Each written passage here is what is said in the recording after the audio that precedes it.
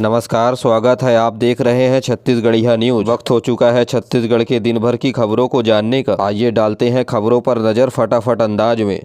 छत्तीसगढ़ में विधानसभा का बजट सत्र 5 फरवरी से शुरू होगा। ये सत्र 1 मार्च तक चलेगा। इस दौरान कुल 20 बैठकें होंगी। विधानसभा के सचिव दिनेश शर्मा ने बताया कि सत्र की शुरुआत राज्यपाल के अभिभाषण से होगी। इस सत्र में वित्तीय कार्यों के अलावा आगामी सत्र 2024-25 के लिए बजट भी पेश किया जाएगा। गौरतलब है कि सीएम विष्णुदेव साय की सरकार का यह पहला बजट सत्र होगा। इसे छत्तीसगढ़ के वित्त मंत्री ओपी चौधरी पेश करेंगे। इस बजट सत्र में महतारी वंदन योजना समेत कई विभागों की सरकारी नौकरियों पर मोहर लग सकती है।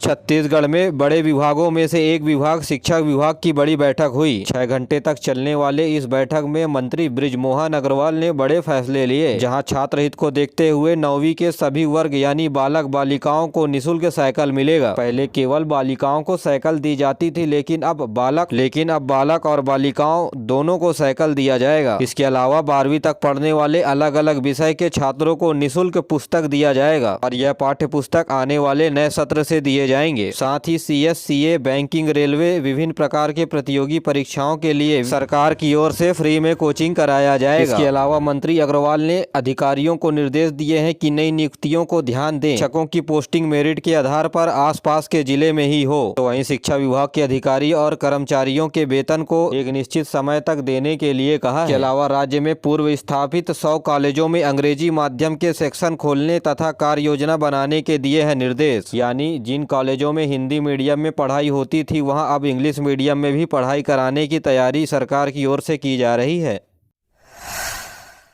छत्तीसगढ़ होकर के गुजरेगी राहुल गांधी की भारत जोड़ो न्याय यात्रा। 14 जनवरी से 75 दिनों तक चलेगी ये यात्रा, जो छत्तीसगढ़ के 7 जिलों से होकर के गुजरेगी। बता दें कि 20 मार्च तक चलने वाले भारत जोड़ो न्याय यात्रा पूरब से पश्चिम यानी मणिपुर से मुंबई तक होगी। इस यात्रा को कांग्रेस अध्यक्ष मल्लिकार्जुन खड़गे इम्फाल से हरी झंडी दिखाएंगे। यह यात्रा 15 राज्यों से होते हुए मुंबई में समाप्त होगी। तो वहीं न्याय यात्रा छत्तीसगढ़ के 7 जिलों से होकर गुजरेगी और प्रदेश में कुल 536 किलोमीटर की यात्रा होगी। इस यात्रा के जरिए 100 से अधिक लोकसभा क्षेत्र और 337 विधानसभा क्षेत्र को कवर किया जाएगा। जी हाँ, छत्तीसगढ़ के 7 जिले गरियाबंद, महासमुंद, बिलासपुर, रायपुर, कोरबा, मनिंद्रगढ़ और कोरिया होते हुए मध्य प्रदेश में प्रवेश करेंगे। राहुल गांधी की यह यात्रा 6700 किलोमीटर की होगी। एक दिन में राहुल गांधी 100 किलोमीटर चलेंगे। छत्तीसगढ़ के डिप्टी सीएम और गृह मंत्री विजय शर्मा बोले, अपराधों पर नियंत्रण के लिए पूरी ताकत से काम करेगी सरकार। अनियमितताओं के लगे आरोपों पर होगी जांच। गृह मंत्री ने कहा कि जल्द ही छत्तीसगढ़ में CGPSC के मामले में CBI जांच होगी। इसके लिए सरकार की तरफ से आदेश पत्र बनाए जा रहे हैं। तो वहीं डिप्टी सीएम ने महिलाओं से छेड़छाड़ पर गंभीर सजा देने की बात कही है।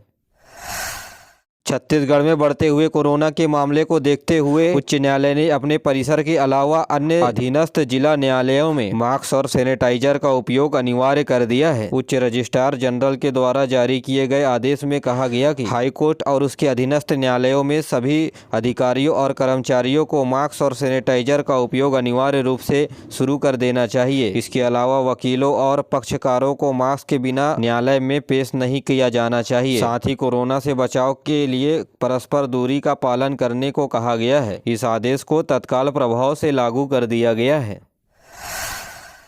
पर्यटन और संस्कृति मंत्री बृजमोहन अग्रवाल ने कहा है कि इस बार राज्य में कुंभ मेले का आयोजन भव्य तरीके से किया जाएगा। इसके तहत मंदिर के चारों ओर परिक्रमा पथ का निर्माण किया जाएगा। अपने विभाग की समीक्षा बैठक में उन्होंने कहा कि पुरातत्व स्थल सिरपुर को विश्व विरासत की सूची में शामिल कराने के लिए राज्य सरकार के द्वारा विशेष प्रयास किए जाएंगे। वहीं मैनपाट, चैतुरगढ़ जैसे पर्वतीय क्षेत्रों में शिमला और मनाली के तर्ज पर मॉल रोड बनाया जाएगा।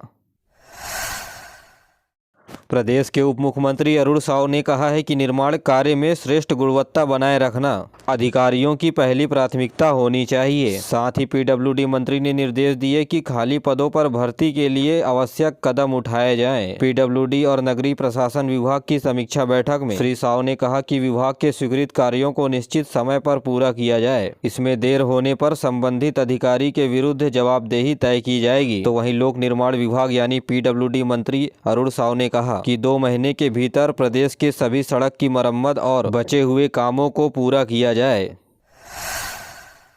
इस बार दिल्ली में होने वाले गणतंत्र दिवस समारोह में छत्तीसगढ़ की आदिवासी संस्कृति का छायाप्रति राजपथ में प्रदर्शित किया जाएगा। बस्तर में लगने वाले मुरिया दरबार की प्रदर्शन को इस झांकी के द्वारा दिखाया जाएगा। मुख्यमंत्री विष्णुदेव साय ने इस झांकी के चयन पर कहा है, ये पूरे प्रदेश के लिए गौरव की बात है, जिसके वजह से छत्तीसगढ़ की संस्कृति को पूरी दुनिया देख सकेगी।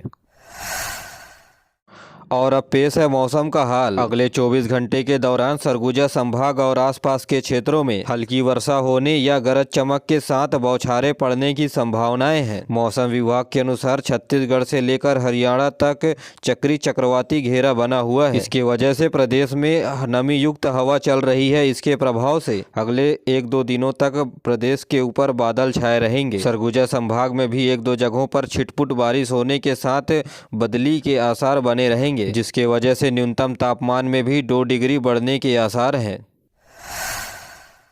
छत्तीसगढ़ में धान की फसल लेने वाले छोटे किसानों के लिए चलाई जा रही है तालाब योजना। जी हाँ, इस योजना के तहत खुदवा सकते हैं तालाब, सरकार देगी सब्सिडी। इस योजना के तहत 20 मीटर चौड़े, 10 मीटर लंबे और 3 मीटर गहरे तालाब का निर्माण करवा सकते हैं। इसके लिए किसान के पास कम से कम आधा हेक्टेयर जमीन होना चाहिए। इसके लिए किसानों को ई मित्र से ऑनलाइन आवेदन कराना होगा। इसके बाद इन्हें 26,500 रुपए की सब्सिडी मिलेगी।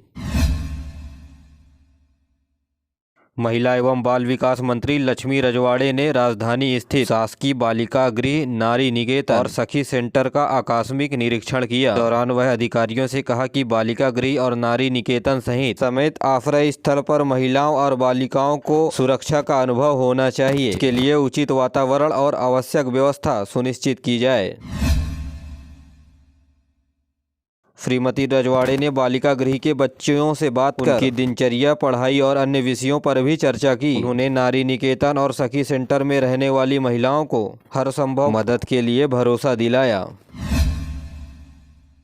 छत्तीसगढ़ के कोरबा जिले में जीजा ने साली के साथ किया दुष्कर्म, पीड़िता ने रो रो कर बताई अपनी आप बीती। पत्नी की गैर मौजूदगी में जीजा ने इस घटना को अंजाम दिया। यह घटना कोतवाली थाना के अंतर्गत मोती सागर पारा का है। पुलिस आरोपी के खिलाफ मामला दर्ज कर छानबीन कर रही है। छत्तीसगढ़ युवा कांग्रेस ने हसदेव वन क्षेत्र के जंगलों की कटाई के विरोध में चलाया हस्ताक्षर अभियान।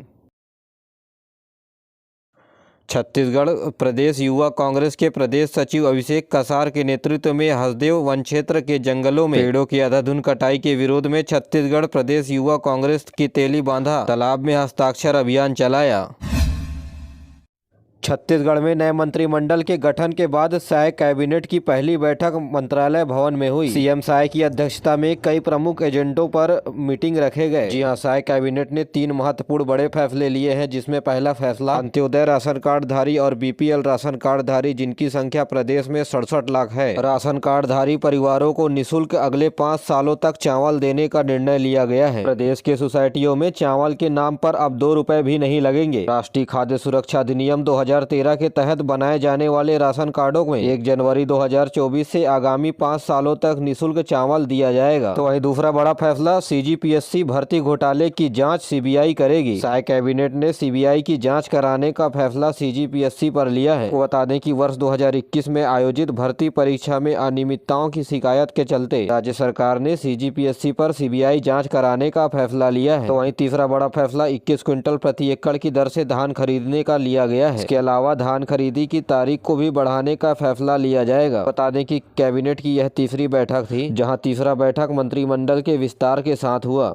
छत्तीसगढ़ में रोजगार विभाग के रोजगार पंजीयन के पोर्टल को जल्द ही अपडेट किया जाएगा। इसके लिए अलग से एक सॉफ्टवेयर भी तैयार किया जाएगा, जो 17 लाख बेरोजगार युवाओं को वैकेंसी की जानकारी मोबाइल पर भेजेगा। यहाँ छत्तीसगढ़ में 17 लाख से अधिक पंजीकृत बेरोजगारों के लिए अच्छी खबर है। राज्य सरकार के रोजगार दफ्तर में अब सिर्फ पंजीयन का रिकॉर्ड रखने के लिए नहीं, बल्कि नौकरी से जुड़ी तमाम जानकारी देने के लिए उपयोग में बनाए जाएंगे। इसके लिए जल्द ही एक सॉफ्टवेयर बनाया जाएगा, जिसके माध्यम से वैकेंसी से जुड़ी तमाम जानकारी क्वालिफिकेशन के हिसाब से बेरोजगार युवाओं तक पहुंचाई जाएगी। तकनीकी शिक्षा और रोजगार विभाग के मंत्री विजय शर्मा ने अधिकारियों को इस पर जल्द काम करने के लिए निर्देश दिए हैं। बता दें कि जांजगीर चांपा में 1,32,000 से अधिक बेरोजगार युवा हैं। नारायणपुर में 23,254 बेरोजगार युवा हैं। रोजगार युवाओं के मामले में जांजगीर चांपा के बाद दूसरे स्थान पर रायगढ़ जिला है। 1,07,000 बेरोजगार है, तो वहीं तीसरे स्थान पर बिलासपुर है, जहां 1,05,000 बेरोजगार युवा हैं। सरगुजा संभाग के गद्दावर नेता रामविचार नेताम राज्य में जनजाति मंत्री बनने के बाद पावर पैक मीटिंग ले रहे हैं, जिसमें कई महत्वपूर्ण फैसले लिए गए। जी आश्रम छात्रावास परिसर में बनेगा जिम, दिल्ली में हॉस्टल, तो बिलासपुर में प्रतियोगी परीक्षा केंद्र की तैयारी की जाएगी। खेल भावना को बढ़ाने के लिए प्रदेश के सभी छात्रावास में छात्रों के लिए जिम लगाया जाएगा। तो वहीं छत्तीसगढ़ के विशेष वर्ग के छात्र यदि दिल्ली जाते हैं पढ़ाई करने के लिए, तो वहाँ भी उनकी पढ़ाई को मजबूत बनाने के लिए अच्छी सुविधा हेतु दिल्ली में छत्तीसगढ़ का हॉस्टल बनाया जाएगा। इसके अलावा विशेष जनजाति के लोगों के लिए प्रतियोगी परीक्षाओं की तैयारी कराने के लिए कोचिंग सेंटरों में तैयारी कराने के फैसले लिए गए हैं। इन योजनाओं को पूरा करने के लिए सभी अधिकारियों को आदेश दिए गए।